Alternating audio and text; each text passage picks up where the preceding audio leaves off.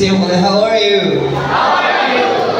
Ano mga bata sa taas, nagugutom na kami. Okay, maingay dyan ha. Kinakailangan kayong masanay. Kaya tayo ay laging mayroong church gathering. Dahil unang-una, we are all sons of God. Amen? Kasi kung hindi naman tayo son of God, pwede tayo lumabas. Dahil itong gawain ito ay para sa Diyos. At lahat na nandito ay pag-aari ng Diyos at nakikinig ng salita ng Diyos. Purihin natin ang Panginoon.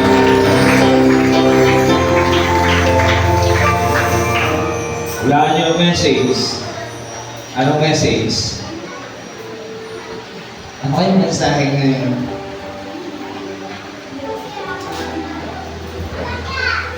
Ba't tayo bumabalik sa awit na yan? Ba't tayo bumabalik dun sa susi na I belong to Jesus? Ano kasunod? I belong to God. The devil cannot. Alam ba niya yun? Alam ba niya sa Tagalog?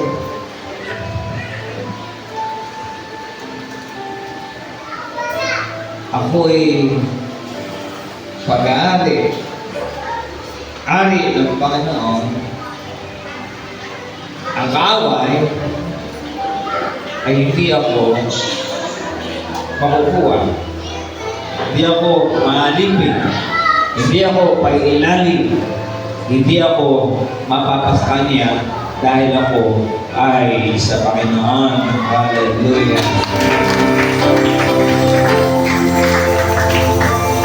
Psalm 30 verse 5. Weeping may endure for a night, but joy cometh in the morning. Ang galit ng Panginoon ay basahin sa Tagalog, Rachel. Sapagkat ang kanyang galit ay sandali lamang, ang kanyang paglingap ay habang buhay. Pag-iyak ay magtatagal na magdamag, ngunit kagalakan ay dumarating sa kanyang baga. For his anger endureth for a moment, but his favor is light. Weeping may endure for a night, but joy cometh in the morning. Nagagalit ba ang Diyos? Sabi ng mga bata, hindi. Tanong tayo mag, nagagalit ba ang Diyos? Ano sagot? Oo, pero sandaling nga lang. His anger endured for a moment. Saglit lang siyang magalit. Sapat na yung saglit na galit niya yun. Pero ang kanyang pag-ibig, ang kanyang pabor ay magpasawalang hanggan. Tandaan niyo. Weeping may endure for a night. Minsan tayo napapaiyak. Siyempre, andito pa tayo sa daigdig dito at ang problema ay nag-i-exist. But always remember, there will be joy every morning. Hindi pwedeng mawalang kagalakan sapagkat tayo ay naniniwala na tayo ay mga anak ng Diyos at ang pabor ng Diyos ay sumasa atin. Everybody say the power of favor. Power of favor. Iba yung kapangyarihan ng Diyos. Iba yung ikaw ay makakampi ng Diyos. Favor means kaisa ka, kakampi ka. Ang term na ginamit ni apple of an eye, paborito ka. Why? Favor attracts envy, jealousy, and anger. But you see, the good thing about favor, favor can control, can put under envy, jealousy, and anger. Favor controls them. They cannot go beyond their limits.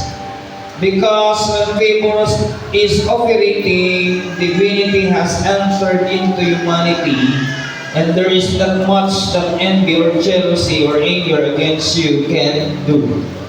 Tandaan ninyo, mga anak ng Diyos, mga kapatid, ang pabor ng Diyos ay sumasa inyo, at ito sinasabi dito, those who brought you down, God is going to compel them to take you back up. May mga tao na parang gusto kang ibaba, parang gusto kang makita. Sister Virgie, ba't ganyan lang ang post sa Facebook? Haba na naman. 3 paragraph mo. Those who brought you down, God is going to compel them to take you back up. Tataas ka ng Panginoon. Those who complicated your life, God is going to compel them to complicate your life. Yung ginagawang masalimuot ang buhay natin. Ang sarap ng simpleng buhay. Pero ang ating buhay nagiging masalimuot, nagiging magulo dahil kung minsan, ngayon tayong kasama sa paligid na ginagawang magulo ang ating buhay.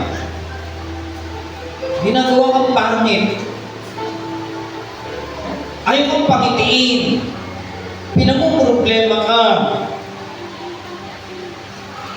But always remember, those people who complicated your life, God is going to compel them to uncomplicate your life. Ayusin ka ng Panginoon. Sila rin mismo ang gagawa ng pamamaraan upang maging maayos ang iyong kalalagayan sa buhay. Those who brought confusion, misunderstanding, they brought all kinds of things into your life.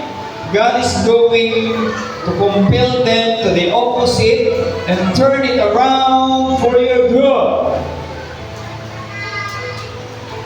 Favor must work in your life. Sabihin mo sa iyong kalapit, favor must work in your life. Favor must work in your life. Alam ninyo, kaakibat na ng Panginoon, ng mga anak ng Diyos, yung tulong ng Diyos, yung lingap ng Diyos, yun yung pabor. Lingap, tulong, kalinga, pag-aalala, paggabay, lahat ng yan, yun ay napapasaloob sa isang salita lamang, which is favor.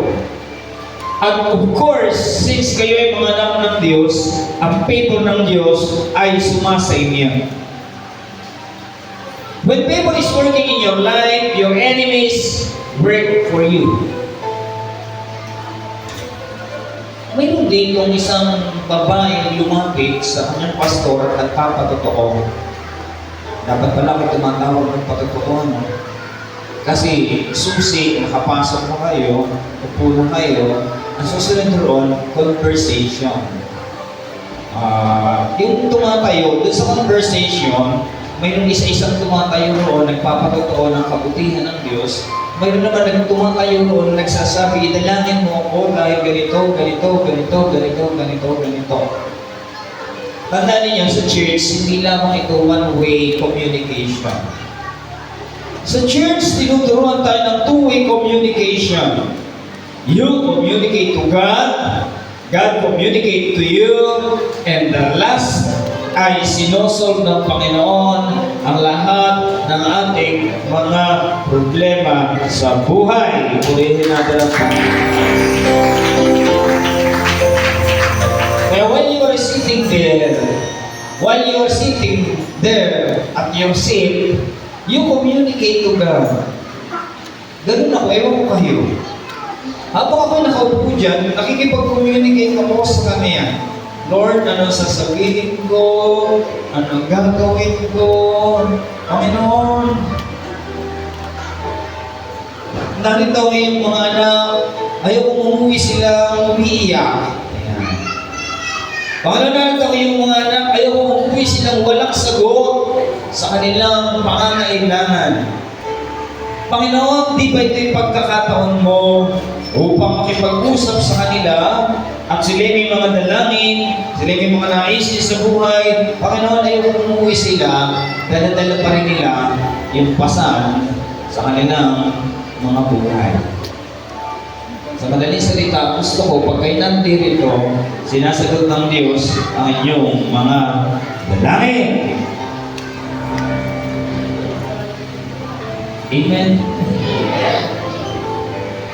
God uses favor to put you on top of your superiors.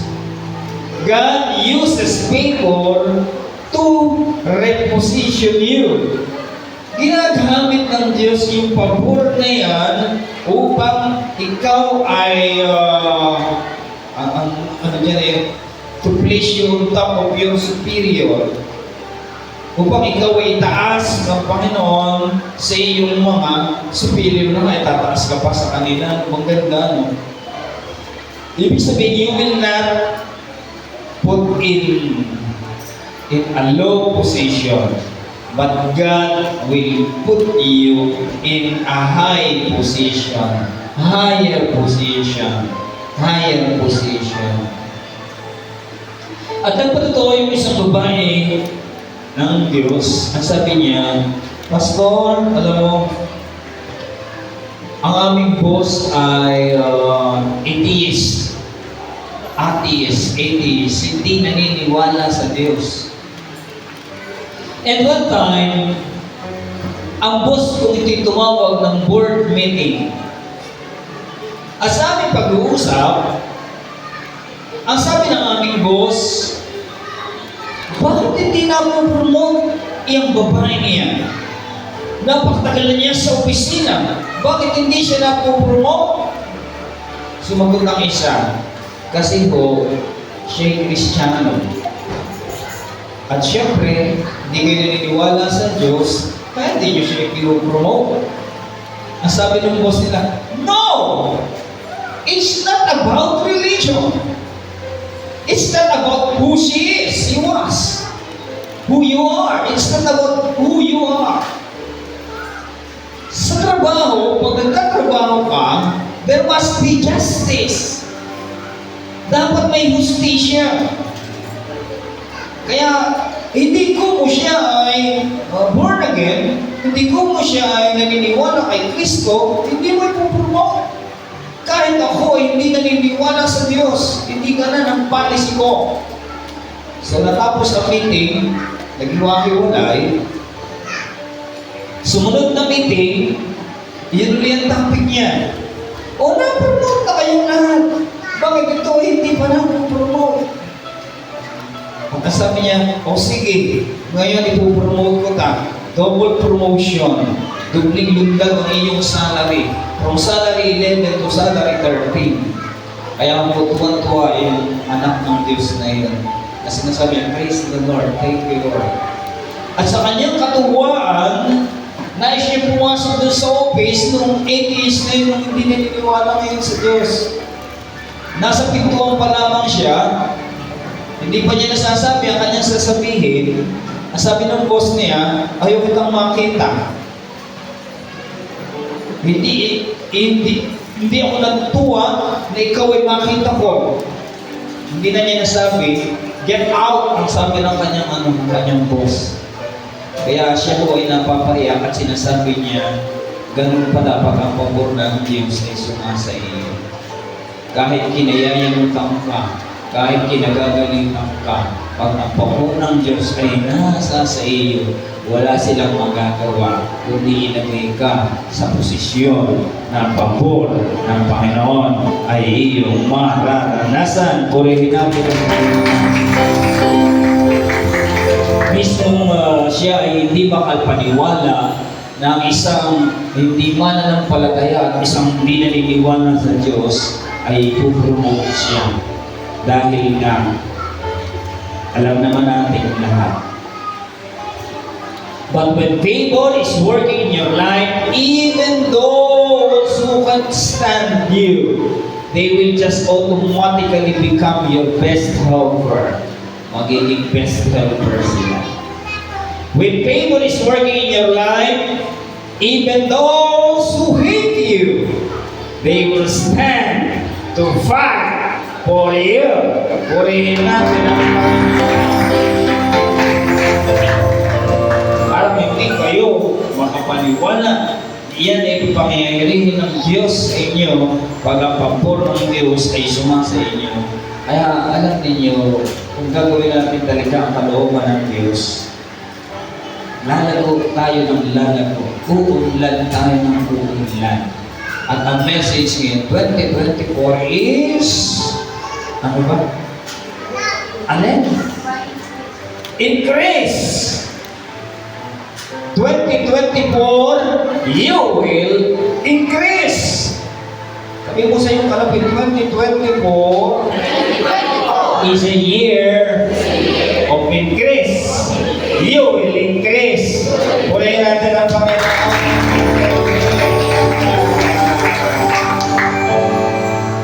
I release you and I command you, the devil, to let you go. Pwede naman natin talagang putusan ng kaaway na umalis sa ating buhay. Alam niyo, kaya naman tayo nagugulo, kaya naman tayo ay nababawasan, kaya naman tayo ay dahil meron talagang manggugulo, pero we can say, we can command to the devil to go in Jesus' name para magkaroon naman tayo ng kapayapaan. Tandaan ninyo, today, this year, is your season. Huwag kayong maingay. Sabi mo sa iyong malapit, panahon na ikaw ay lumago. Ito ang iyong kapanahunan. Sampalatayanan mo. Kapanahunan mo ngayon upang ikay lumago, upang ikay lumunlad, upang ikay patuloy na baguhin ng Panginoon. Hallelujah! Lahat tayo gagawa ay nang sinasabi sa atin sa election. It is your season.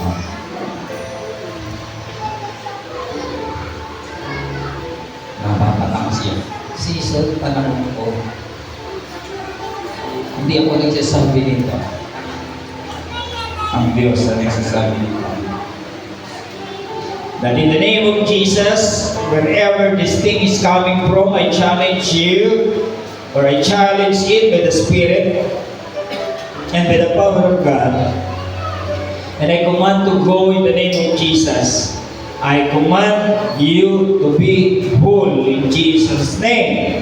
Sabihin mo sa iyong kalapit, I command you to be whole in Jesus' name.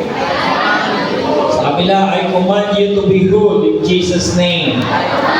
Just worshiping the Lord. Taas niyo yung kamay. Worship the Lord. Hallelujah. Give Him praise. Hindi kayo marunong magbigay ng praise. Give Him praise. Pag sinabi give Him praise, ano gagawin niyo?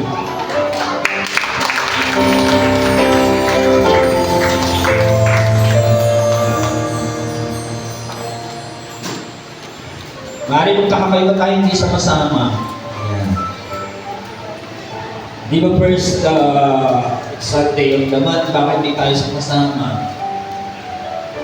Hayaan yung dumami yung subay, hayaan yung dumami yung pinagpataan. Kasi magdami na natin dito.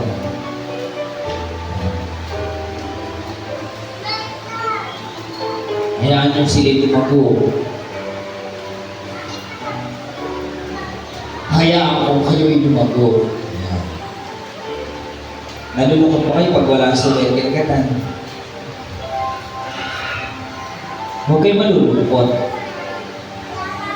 Hayaan natin sila lumago, nang lumago, nang lumago, nang lumago. Dumami, nang dumami, nang dumami, nang dumami. Ayan. Kanya yung mga kalapit pa kami nawawala ay year increase. Ini-expect tayo ng Panginoon dumadami, ng dumadami, ng dumadami, ng dumadami. Lumalago, ng lumalago, ng lumalago, ng lumalago. Yung may edad na mag-asawa kayo, para tayo lumago na ng Rachel, mag-asawa ka na. Sino ba niligaw kay Rachel? Hindi tayo lalago pagka tayo ang mga mga bata nag-aasawa, hindi pa pwede pagbata pa. Si Rachel, kahit bukas paper na ako marriage contract niya pag may nagkakaroon. Pero may mga tinawag talaga ng kating tawag ko. Gusto niyo bang matanda talaga si Rachel? Gusto niyo bang magkasawa si Rachel? Opo. Pag si Baby at si Rachel ay nagkasawa, praise the Lord! Ba't ba tayo napunta doon? Kasi sa mga susunod na buwan, may kakasalin tayo sa Subay. Ano? Hindi ko alam kung tayo mag-join after kasal. Pero possible, after kasal din tayo. Kaya lang mga bangko natin, idadalhin doon. Kaya yun po. Baka sa susunod na mga linggo ay lumako tayo mga bakit ba napuntang bigla sa Batangas? Ayan.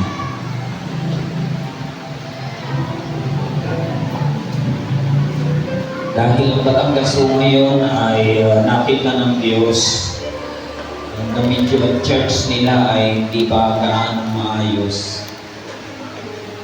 Mabuti ang ating church, medyo maayos na. So hindi sa tagal,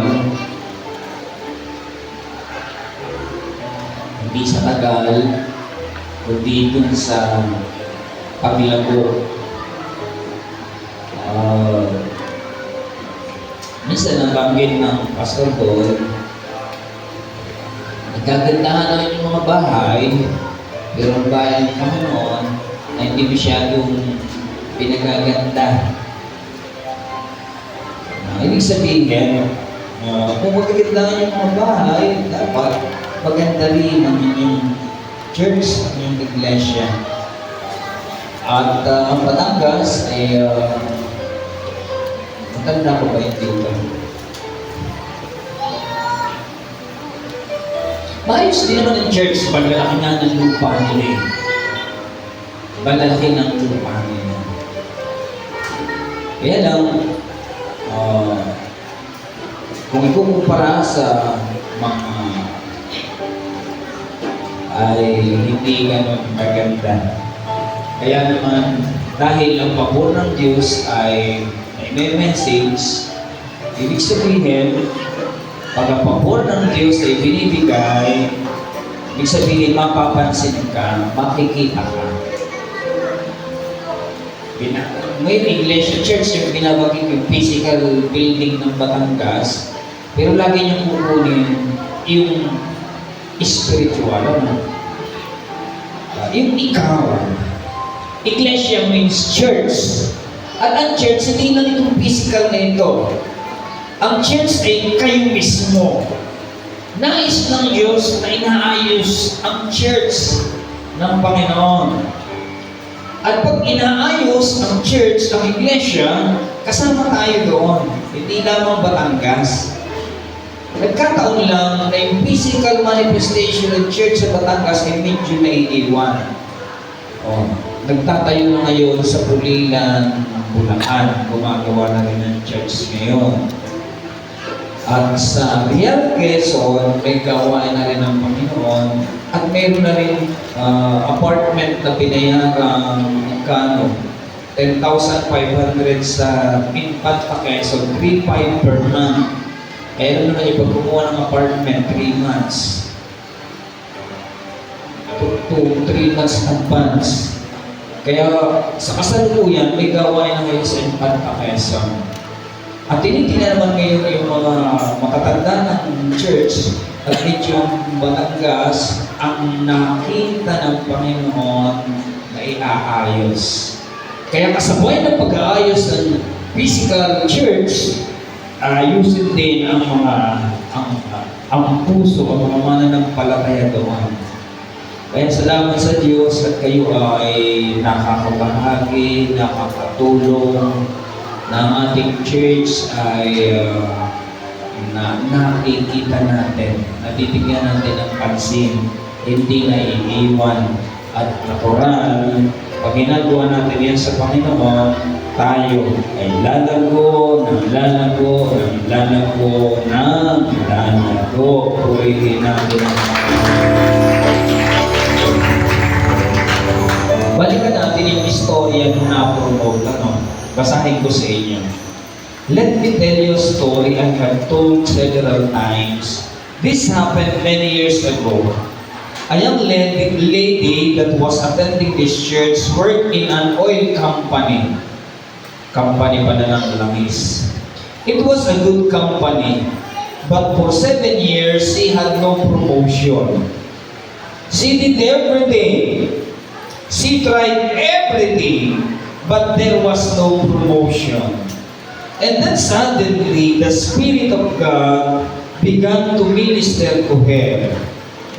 And according to her, she brought her whole salary for a month and paid it as her tithe. Ibig sabihin pala, itong babaeng ito ay hindi gaano tapat pa sa kanyang pagbibigay sa Panginoon. Sinubukan niyang pakilusin ng Diyos sa pamamagitan ng kanyang tinatangkilik. According to, she brought her whole salary for the month and paid it as her tithe. Anong tawag doon? First fruit. First fruit. Ay, hindi naman siya first fruit, pero wala nga kasi siyang promotion, nakipagkatuwiringan siya sa Diyos. Sa kanyang sarili, naisip niya, ano kaya at pakilusin ko ang Diyos? So, she brought the whole salary for the month. Malaki yun. Kasi, halimbawa ako, 70,000 ang sweldo sa papel. 72,000 naman ang sweldo sa papel, pero ang tax na ay 20%, 14,000 naman. Ang GSIS doon ay 10%, 7,000. Ubus na. May pag-ibig, may PhilHealth, wala nang natira ng salary. Ganun kadaya ang gobyerno. Si Bongbong, yung presidente natin, di nagbabayad ng tax. Pero ang mga tao ng gobyerno, matik na yung hindi mo na nakahawakan yung tax. Dahil malaking salary ko, 20% yun. Pag naupo mo sa eleksyon, kaltas yun. Lahat na lamang. Pag nag-SRI, kaltas uli yung 20% na yun. So, ang babae ito, naisip na pagsubukan siya sa Panginoon. Yung Malakias 3:10, ginawa niya yun. She paid in her whole salary as her tithe. Marami nang gumagawa nito dito eh. Yung latest na gumawa noon, si Isa. Ayan. Now, if God didn't tell you that, then do it. Ano ibig sabihin? Huwag niyong gagayahin, ha? Pag hindi sinasabi ng Diyos sa inyong gawin niyo yun, huwag niyong gagawin. Kasi siya, nakipaghanapan sa Panginoon, nakipag-usap siya sa Diyos, at iyon yung nailid sa kanya ng Panginoon. Kaya ginawa niya yun. Ulitin ko, pag hindi kayo nakausap ng Panginoon tungkol sa bagay na yun, huwag niyong gagawin, ha? Then the next month, she increased her tithe to 20%. Ginawa niya 20% ng kanyang tithe. Hanggang hindi kumikilos ang Panginoon, hindi siya tumitigil. The next month, ginawa niya 30%. And another month, ginawa niya 40%. Hanggang sa ikasyam na buwan, she brought her whole salary again as her tithe. Brothers and sisters, it was about the 11th month of the year that something unbelievable happened to her.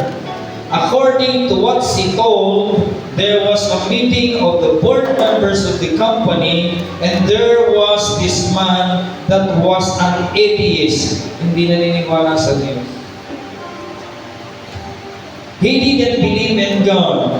And right there, he was asked an interesting question. He said to his colleague, "Why is this lady not promoted?" And they were shocked. Somebody remarked and said, "Listen, this woman is a Christian fanatic, but you don't even believe in God." Ang sabi ng boss na yun, "What are you talking about her?" He said, "It's not about her religion or what she believes. It's about justice and doing the right thing," he said. "Why is it that this woman is not promoted?" Yun ang sinabi nung hindi naniniwala yun sa Diyos. Sa trabaho, hindi pinag-uusapan ng tao. Sa trabaho, hindi pinag-uusapan ng religion. Dapat may hustisya. Ano mang religion mo, ano mang dapat may promotion. Kaya, yun ang nangyari. She didn't go to this man. She didn't appeal or anything. Now, the next meeting, nang marinig niya yun, yung babae yun ay hindi pumunta doon sa lalaki, hindi siya nag-appeal. Bakit hindi ako napopromote? Hindi siya nagsumbong, hindi siya nag-ulirat. Ano kanyang ginawa? They held the meeting and the man brought it up again. The third meeting, they held the meeting and the man brought up again. So finally, this woman, by about 12 months, this woman got a double promotion, double promotion. Sabihin mo sa iyong kalapit, you will receive double promotion for your trouble. This is the second month of the year. Hindi yung February pa pala ito na yung message. Ngayon ay third month of the year na. I speak double to come upon you in every aspect of your life. Receive double promotion in Jesus' name.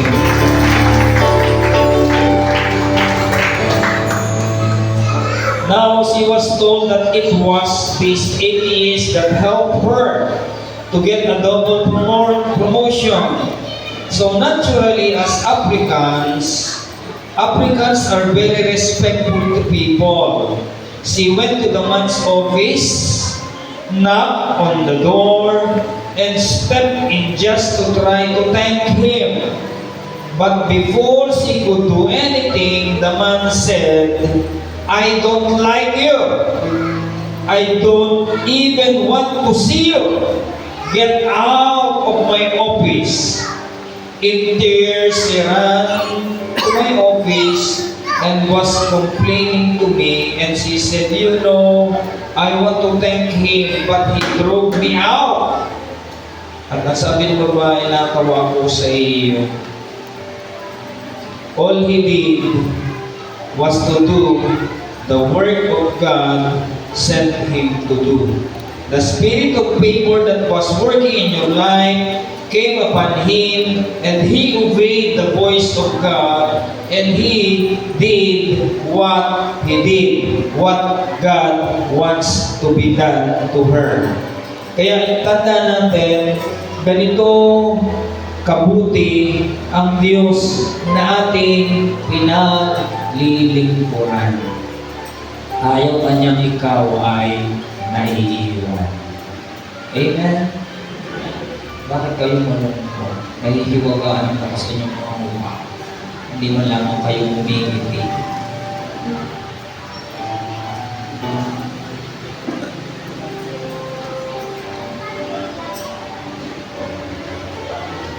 At dumating na ang oras ng Batangas. Kaya binigyan ng magkano? Binigyan ng pang-ayos ng church. At magsisimula ang pag-aayos ng church. At kasabay ng pag-aayos ng church, sila ay pupuntahan, idadalangin, gagawin ang kalooban ng Diyos at sa krusada na gagawin, tayo magsidalangin na ang himala ng Panginoon ay magpakahayag upang ang lugar ng Batangas ay patuloy na pagpalain ng Panginoon. Purihin natin ang Panginoon.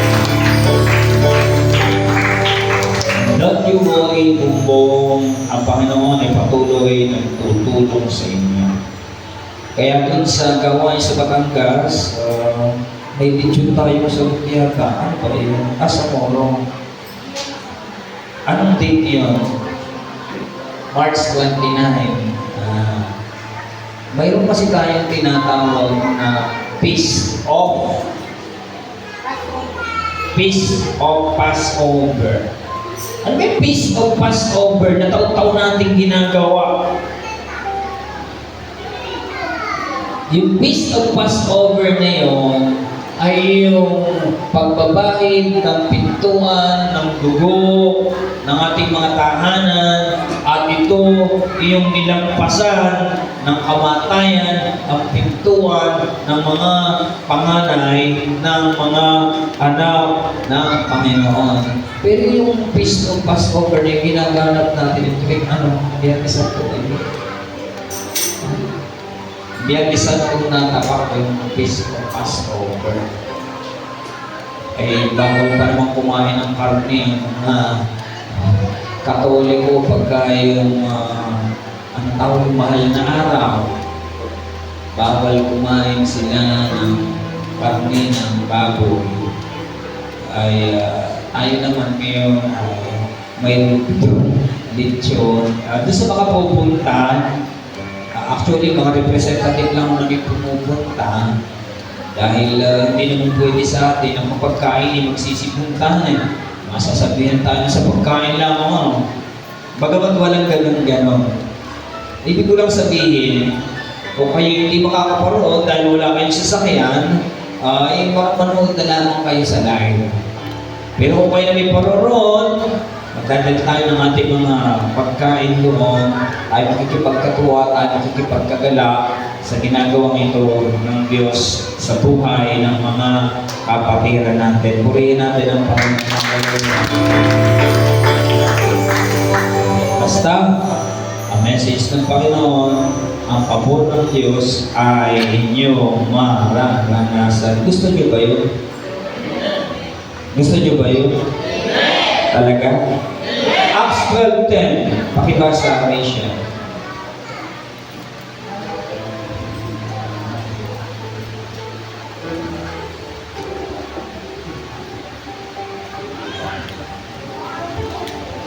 Awit chapter 12. Ay, Acts, Gawa chapter 12 verse 10. At ng kanilang maraanan ang unang, ang pangalawang bantay. At nagsirating sila sa pintuang bakal na patungo sa bayan, na kusang nabuksan sa kanila. At sila'y nagsilabas at nang patuloy sa isang lansangan, at ang pagdakay huwalay sa kanila ang Sina Pedro, habang nakakulong, nagpupuri, papasalamat, sa kulungan. Narito, habang sila nagpupuri, sumasamba sa kataas-taas ng Diyos, na nagmamayari ng langit at ng lupa, nabuksan ang pintuan ng kulungan at sila ay pinalaya ng Panginoon dahil sila ay nakaranas ng pabor ng Diyos. Sabi dito, I can assure you that it is protected depending on the size of the iron rod. So this gate was made of iron. Bakal. There are some gates in your life because Satan don't want you to have access to breakthroughs, access to miracles, access to prosperity, access to growth, access to achievement, access to advancement. He doesn't want you to have access. Minsan, ayaw tayong palapitin ng kaaway para maranasan natin yung binibigyan tayo ng pader na ilalayo sa atin yung kagalakan. Kaya yung mga pangit, yung mga pumapangit, pumuputi ang buhok, pinipilit kayong inaat na ng kaway upang kayo makangiti. Dito sa church, hindi dapat laging nakakasimanto, laging nakamango, parang laging nakalugi sa tuyo. Dito sa church, dahil ang pinag-uusapan natin dito yung pabor ng Diyos, at pag dumating ang pabor ng Diyos, lahat ng kadena yan, lahat ng mga ginagawa yan ng kaaway, lahat ng yan, mawawala ng kapangyarihan sa iyo at makalalapit ka, makaka-access ka, makakapasok ka, ma-experience mo ang breakthrough, miracle, prosperity, growth, advancement, achievement, promotion, lahat ng yan mararanasan mo dahil ikaw ang pabor ng Diyos ay suma sa iyo. Hallelujah! I command those assets to be available to you in the name of Jesus Christ. Step through the iron gate. The iron gates are opening for you in Jesus' name. Makakalabas ka, makapapasok ka sa mga pagpapalang inihahanda ng Panginoon sa iyo. Makukuha mo ang lahat ng mga yan dahil ang pabor ng Diyos ay nagsisimulang ibigay ng Panginoon sa iyong buhay. Kaya sabi sa awit 24 verse 7 to 8, Rachel, lift up your heads, O ye gates, and be ye lift up, ye everlasting doors, and the King of glory shall come in.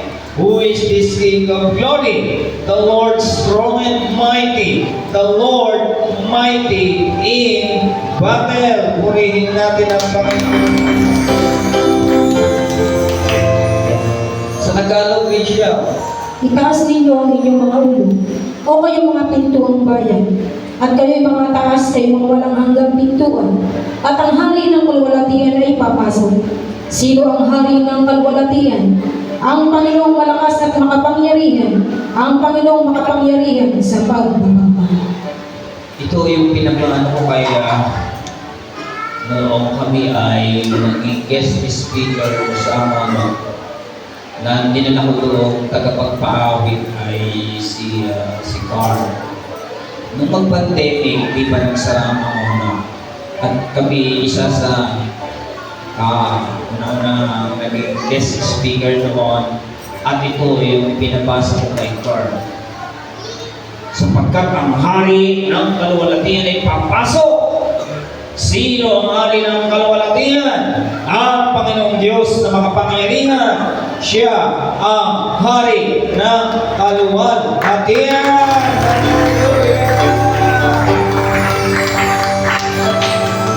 At pag ang hari ng kalwalatian ay pumasok sa iglesia, siya ang makapangyarihan. Pag siya'y pumasok sa ating mga pintuan, ang hari ng kalwalatian ay magpapakahaya at ang hari ng kalwalatian ay gagawa ng tanda, himala at kababalaghan. Ang mga may sakit ay magsisigaling. Ang mga walang laman pera sa bulsa ay magkakapera sa bulsa. Doon nga. Doon. May naman na. Ang sabi ng Panginoon, ikaw na walang salapi, ikaw ay bumili. Ikaw na walang pera, ikaw ay makabibili. Naniniwala mo kayo doon? Ikaw ay makabibili.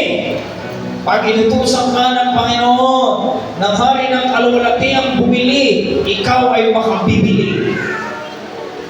Amen! Ang sabi ng hari ng kalwalatian ang dumating sa mga nagan, pumalaw kayo. mamalakaya kayo. Sabi ng mga alagad na, Panginoon, magdamag kami na malakaya, wala kaming nahuling isda. Ang sabi ng mga, pumalawag kayo! Sige, pumalawag kayo! Sige, Panginoon, sa iyong salita, ihuhulog namin ang aming lambat. At nang ihulog nila ang kanilang lambat, sila'y nang gilalas. Sapagkat ng kanilang binabata ang kanilang lambat, halos mapulit sa lalaki ng nahuling isda. Kaya si Pedro'y tumalon. At siya ay na-amaze. Totoo nga ang salita ng Diyos. Totoo nga ang salita ng hari ng kaluwalhatian. Totoo nga na kapag kanyang sinalita, ito'y kanyang isa sa gawa. Purihin natin Psalm 100 verse 4. Enter his gates with thanksgiving and into his courts with praise. Be thankful unto him and bless his name. I command you to enter wherever God has ordained you. For you to enter this year, I command you to enter wherever God has ordained for you to enter this month. I command you to enter wherever God has ordained you for you to enter this week. Whatever has stopped you will not stop you anymore. I stand with you and I speak in the name of Jesus of Nazareth. Purihin natin ang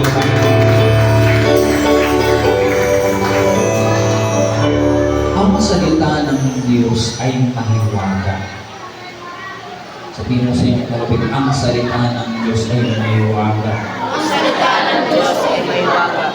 Ibig sabihin, hindi basta-basta ito nauunawaan. Hindi ito basta-basta naiintindihan. Kaya pag ikaw ay nasa laman, hindi mo ito basta-basta makukuha. Kaya usually ang mga alagad, pag ang Panginoon ay nagsasalita, hindi nila maintindihan. At sila nakikipag-usap sa Panginoon. Kinakatagpo nila ang Panginoon. Kinakausap nila. Tinatanong niya, anong ibig mong sabihin? Anong ibig sabihin nito? God shall not live by bread.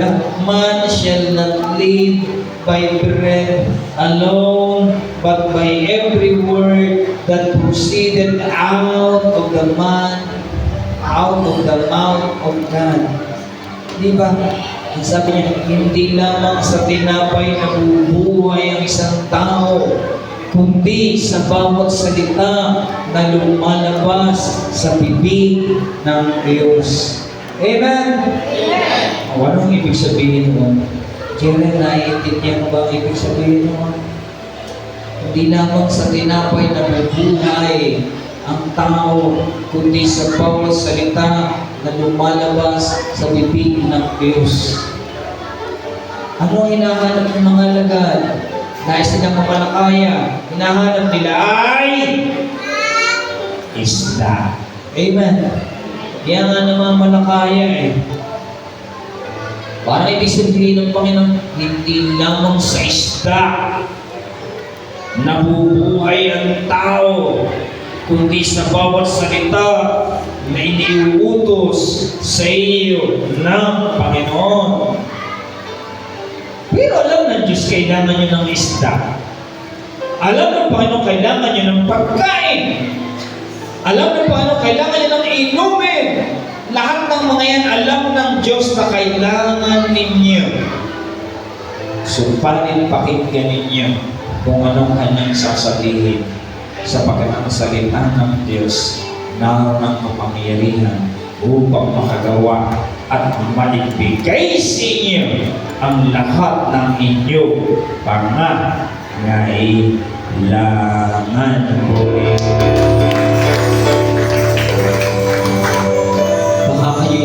pagwagaan dun sa ginawa ng babae na nakipaghanapan siya sa Diyos. At ang sabi ng Panginoon sa kanya, ibigay mo sa akin ang 1 buwan ng sweldo. At ginawa niya. At kung 1 buwan, ginawa niya 20%, ginawa niya 30%, 40%. Isang taon halos siyang gumawa ng katwiran sa Panginoon. And on the 10th month, halos doon na-experience niya ang double promotion. Kaya sinasabi ng lalaki ng Diyos dito, kung hindi yung sinasabi sa inyo, huwag ninyong gagawin. Ano? Dahil ang Diyos ay may specific instruction sa bawat isa sa atin. Ang instruction niya sa akin ay yung gagawin ko, yung pinagagawa sa akin. Pero ang Diyos, mayroon din sarili-sariling instruction sa inyo. Pakinggan niyo ito, sapagkat alam ko, pag ang Diyos ay nagsalita sa inyo, ito ay dadalhin niya kayo sa isang sariwang pastulan. Purihin natin ang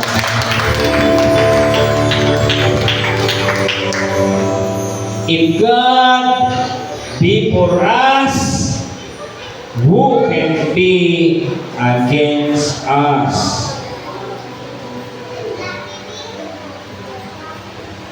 Sabi mo siyang kapit ko ang Diyos ay sumasa atin. Sino makalalaban sa atin? Anong nagpapahiwatig na ng katotohanan? Kung ang Diyos talaga ay kasama mo, kung ang Diyos talaga ay kakampi mo, may ibang tao makalalaban sa iyo, di ba wala? The hand of God is mighty upon your life. Sabi mo sa iyong kapatid, the hand of God is mighty upon your life. Oh, Diyos. Sabi ni Bibi, ba't ako sa buwan ako?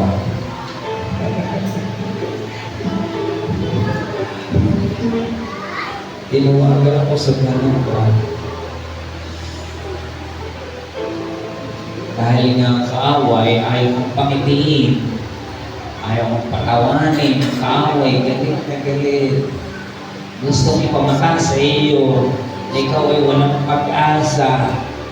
Gusto mong sabihin ng kaaway sa iyo, iyak ka lang. Pero iba ang sinasabi ng Diyos sa iyo. Amen.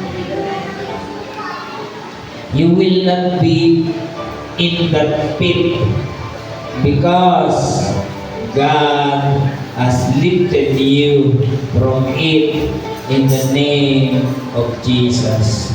Parang gusto kang ihulog sa pakinlagi ng kaaway. Parang kang gusto laging dalhin sa lugar na hindi ka magiging masaya. Parang gusto kang dalhin sa lugar na iiyak ka, luluha ka, magsasakripisyo ka.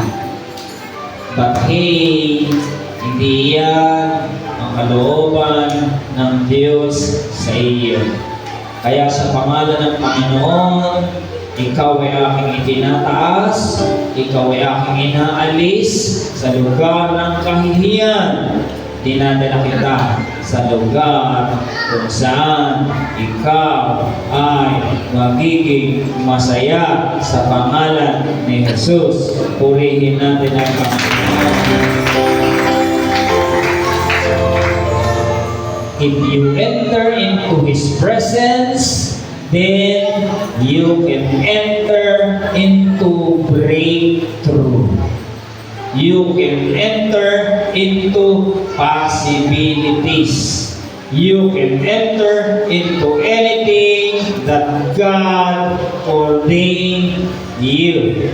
Isaiah 51 verse 14.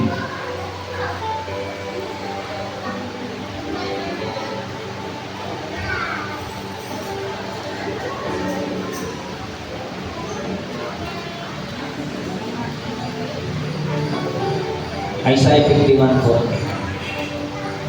Ang bihag na tao ay madaling ibitawan at hindi mamamatay at bababa sa lupa o magkukulang man ang kaniyang tinapay. Tuloy na. Sapagkat ako ang Panginoon mong Diyos na nagpapahulog sa dagat na ang mga alon niya o humuhubog. Ang Panginoon ng mga hukbo ay siyang kaniyang pangalan. At inilagay ko ang aking mga salita sa iyong bibig at tinakpan kita sa lilim ng aking kamay upang aking mailadlad ang mga langit at mailagay ang mga patibayan ng lupa at magsasabi sa Siyon, ikaw ay aming bayan. Bumisik ka. Tingnan ninyo, mga ganun na nilalagay tayo sa bangin. Katulad ni Jose, na mismo mga kapatid niya ang naghulog sa kanya sa bangin, sa pit, sa hukay. Subalit, si Joseph ay hindi nanatili sa hukay. Siya ay itinaas ng Panginoon at siya ay sinamahan ng Panginoon hanggang sa kulungan na experience ni Joseph ang maraming kapighatian. Subalit salamat sa Diyos, inilabas siya sa kulungan at siya ay kanyang itinaas. Salamat, purihin natin ang Panginoon. Kayo man, tayong lahat, mararanasan natin ang kagandahang loob ng Panginoon. Si Hezekiah, sa aklat ng Isaiah 38 verse 1, dito ay na-experience ni Hezekiah ang magkasakit. Lubhang malalang sakit. Rachel, pakibasa sa Tagalog.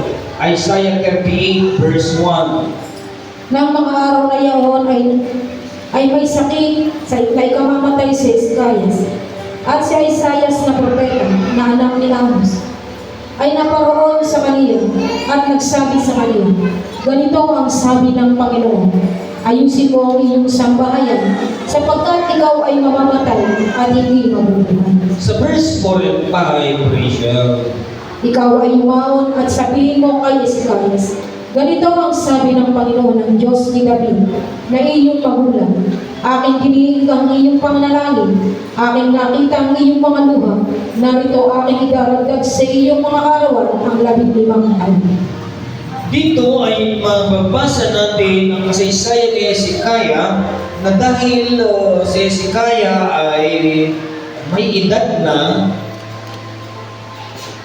siya ay nagkasakit at siya ay pinapuntahan ng propeta ng Panginoon na sinasabi na Hezekiah, ayusin mo na ngayong tahanan sapagkat ikaw ay kukunin ko na.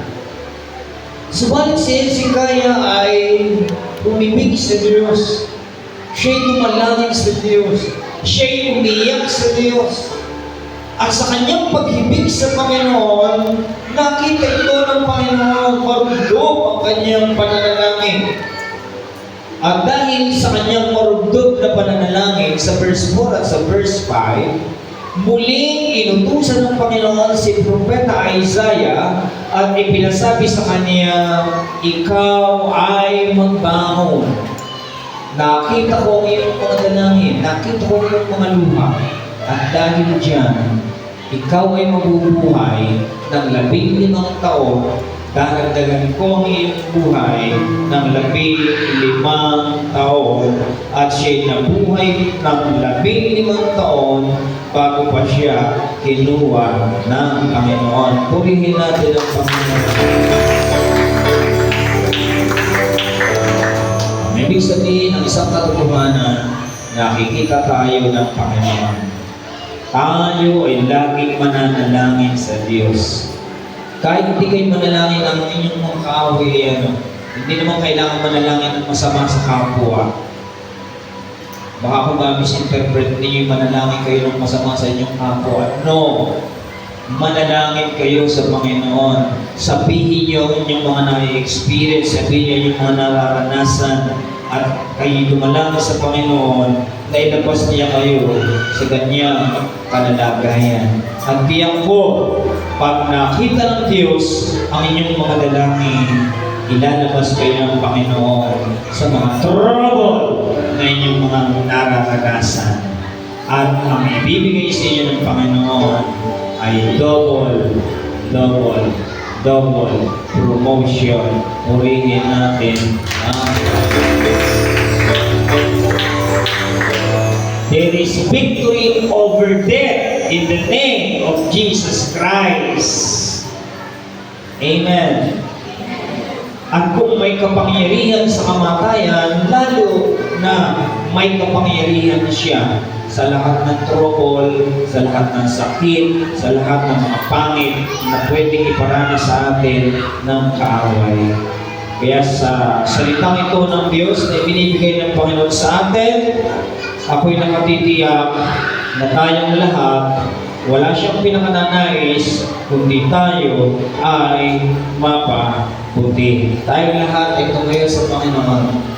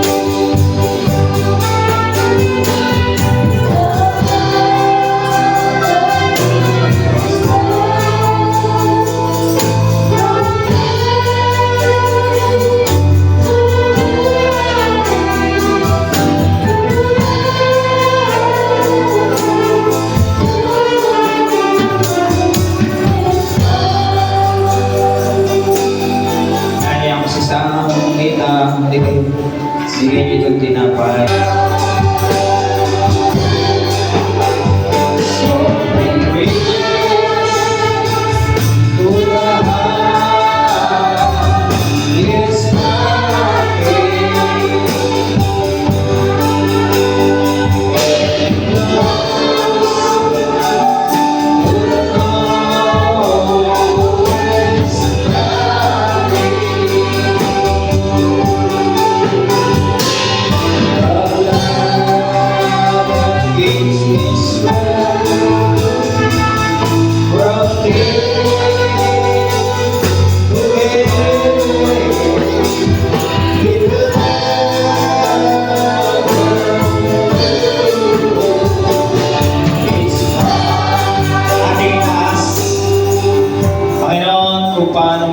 Binilin mo sa amin na sa tuwing kami ay magkakatipon-tipon ay alalahanin namin ang ginawa mo doon sa krus ng Kalbaryo.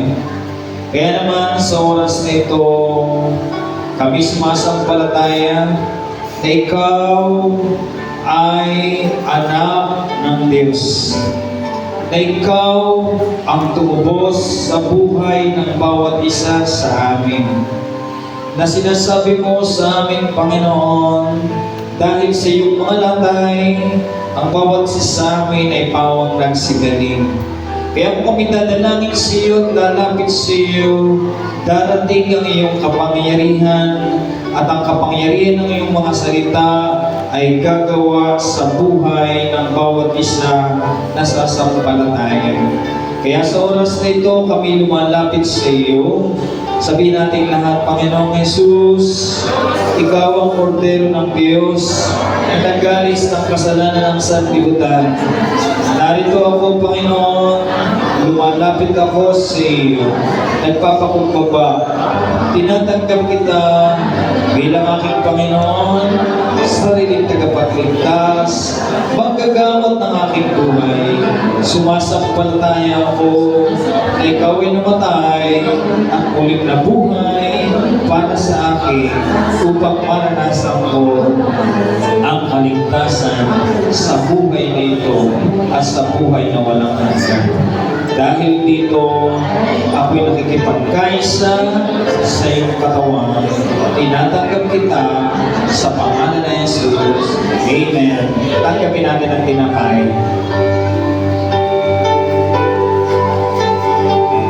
Kel.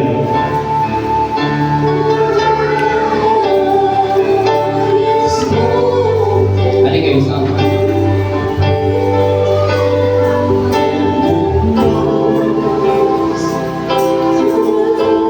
Tibay, halika.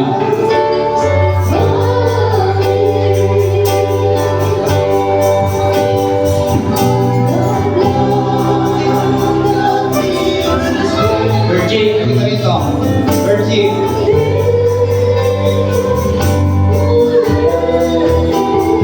Hawak ng puti.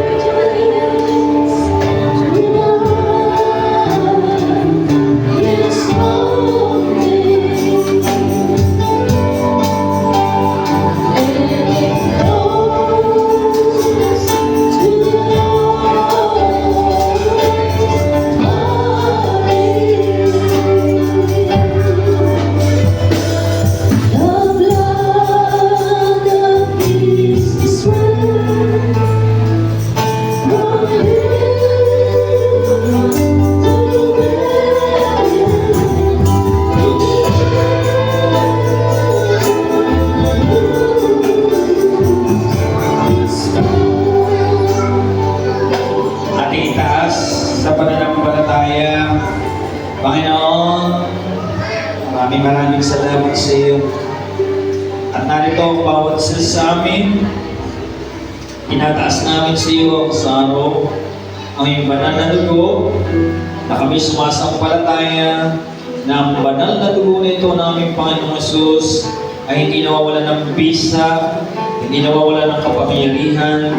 Sa pamamagitan ng iyong banal na dugo, lilinisin mo kami sa lahat ng aming mga kasalanan at lahat ng aming mga sakit at karamdaman ay pawang magsisigaling sa pangalan ni Jesus. Kaya sa umagang ito, tinatanggap namin sa pangalan ni Jesus ang iyong dugo. In Jesus' name, ating inumin.